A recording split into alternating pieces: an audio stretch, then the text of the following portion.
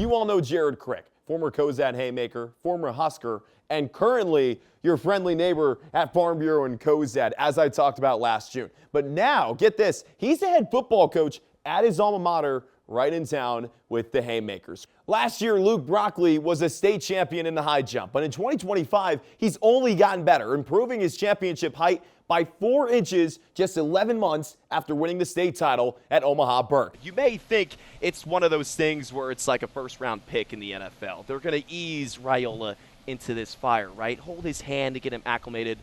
Wrong. That is not the case here.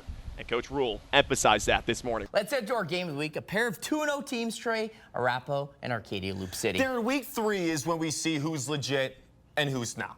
Tonight was one of those games, right, with the Warriors making it to the D1 quarters of Arapahoe last fall. Correct. And then the Rebels of Arcadia Loop City maybe being on the rise in 2024. I made a mention on Sports Extra last night about the Magic Treehouse. Now I want to talk about my buddy Alexander, who once had a terrible, horrible, no good, very bad day. He's buddies with Big Red, who had something like that this afternoon. You make your way down Interstate 80, you will see the tradition unlike any other continue in Grand Island, but with a new boss. Creighton Reed coached his first game tonight as head coach of the Islanders against the Lincoln Southeast squad that is on the up and up. So Cal and Stanford are going to have to travel all the way across the country to face Boston College in not a non-conference matchup, but a matchup that's going to impact their conference record for every single sport that they play. It's been the charge of the Patriots ever since the calendar turned to 2024. Since then, Adams Central boys basketball has won 11 of its last 12 games. New year, new QB1. This month, that statement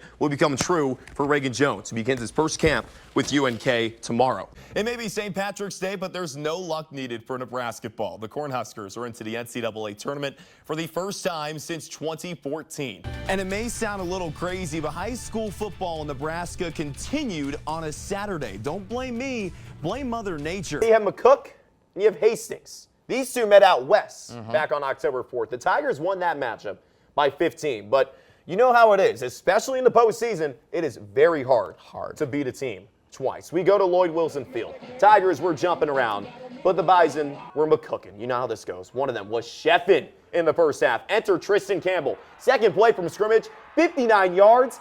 Bye. That was touchdown number 15 on the season, and he was nowhere near done. 7-0 Bison.